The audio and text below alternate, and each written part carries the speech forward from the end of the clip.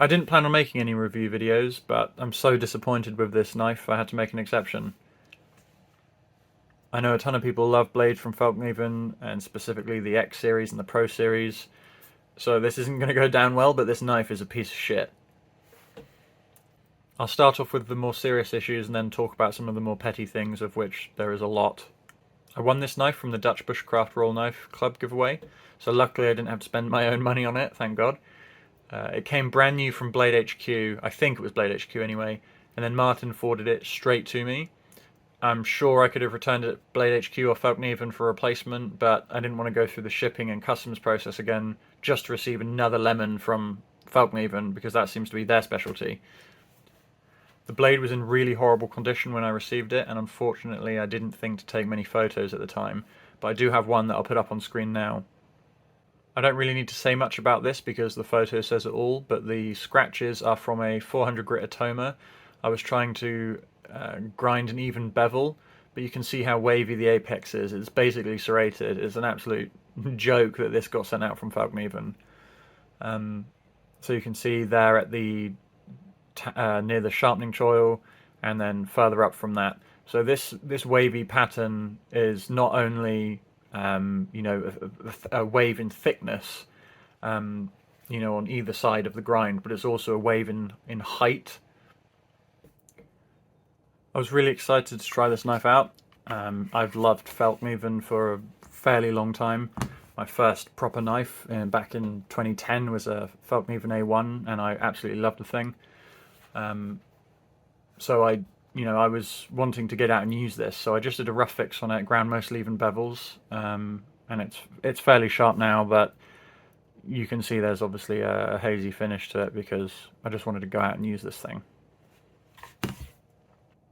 I'll just get a quick best score now so you can be nosy and see what my sharpening job was like. This is after some light use. It was scoring around 90 after I sharpened it. And we're about 100 dead now. That's just after, splitting a few bits of wood and some feather sticks and a little bit of carving. So I'm actually quite surprised the edge held up that well. So after literally just saying I was quite impressed with how the blade held up, I thought I would inspect the apex a little bit. And you can see some fairly substantial rolls right where my thumb is. And above that as well, you see that? Where the light is reflecting off the apex. And that is after some very light work for, 5 minutes maybe, with some softwood Lilandi. It's a very soft evergreen. That is incredible. That has performed so badly.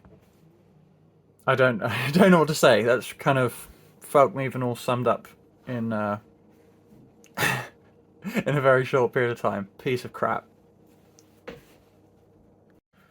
But performance wasn't really the topic of this complaint. It's more design and quality control, really. I mean, even after grinding out the bevels to be relatively even, you can still see this huge chunk taken out here, which they did at the factory. I don't know if they've got children working their grinders, but it certainly looks like it. So we've got like a whole convex bevel here, and then we've just got this flat spot. So, if I wanted to grind a nice even finish on this, I would have to bring everything down to that height, which is really, really shit. The blade stock is ridiculously thick. This is a 12 centimeter long blade. So, like a nice size bushcrafting blade. And they made this thing 6 mil thick. 6 mil thick? What were they thinking when they did that? You can't make use of any of that weight because it's not like front heavy that much, so it's no good for chopping. And there's not enough length to need the potential toughness that you get from this to be able to split thick logs. It's insane. It's insane why they made it that thick. Just for comparison, here is the TRC Apocalypse, which is a much bigger knife. Much bigger knife. And this is about, what's that, 0.4 mil thicker. So the TRC is 0.4 mil thicker than this. Why did they make it so fat?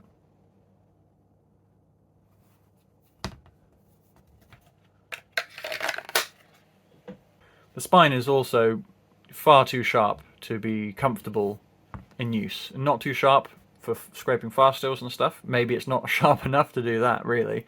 But it's too sharp for it to be comfortable in a grip with your thumb supporting the back of the blade, and also just in a hammer grip.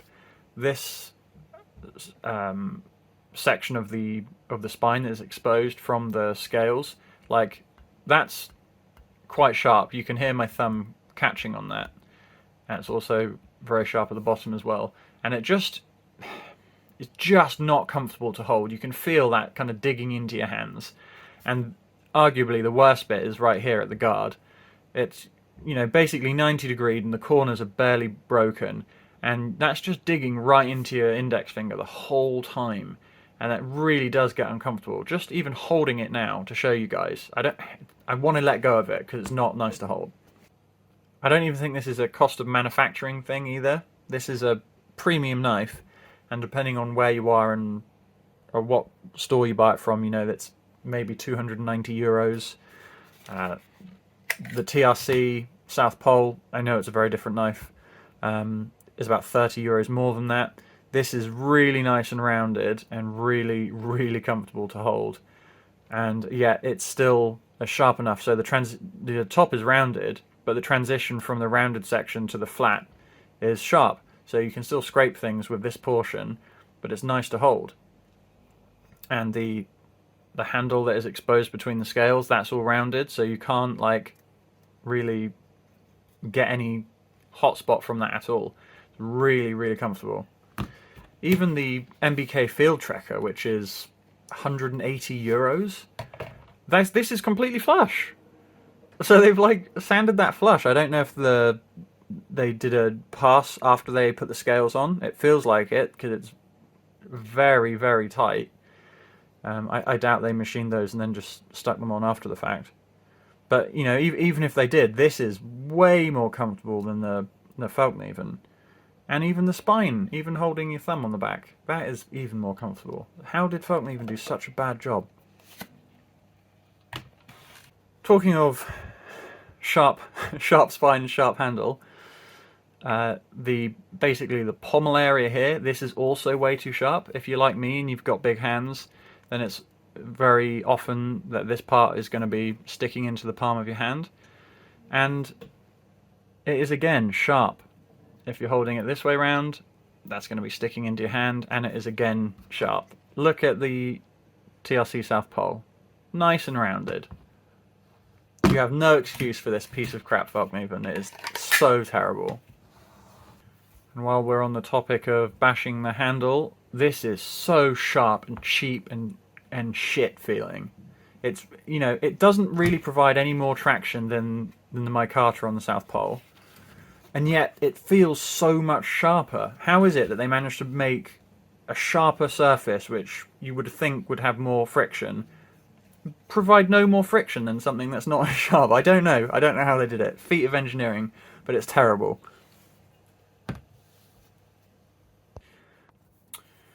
And while they may have made an incredibly thick spine, they for some reason made the handle scales super skinny. I don't know why.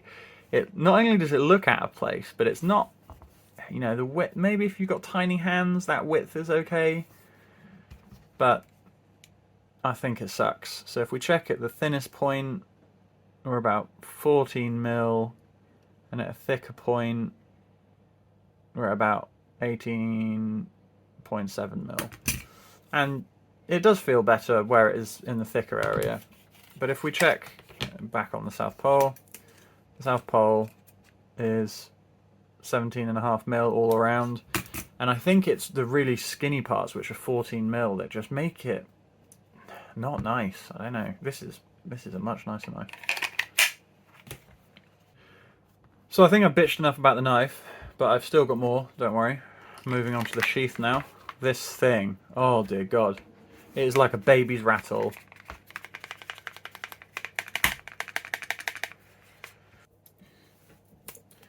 Just going to put some bands around this moving part so that this isn't the bit that's making noise, but listen to this.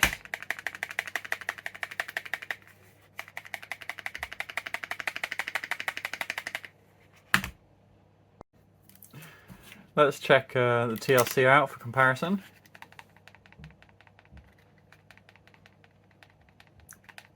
Basically no noise. It's just hilarious. It's so bad.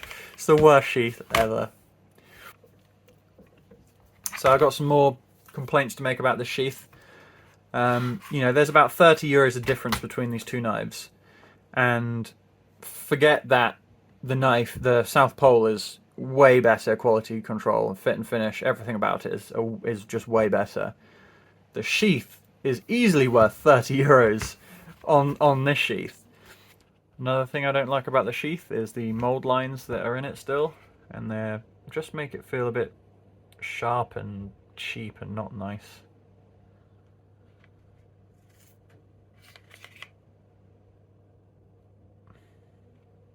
If we compare that to the South Pole and its Kydex sheath, and it's all been sanded like perfectly smooth, you can't even see the seam. So you can see the seam start here, and then it's gone. You know, it's such a good sheath in comparison. The mounting point on the Fallkniven also sucks.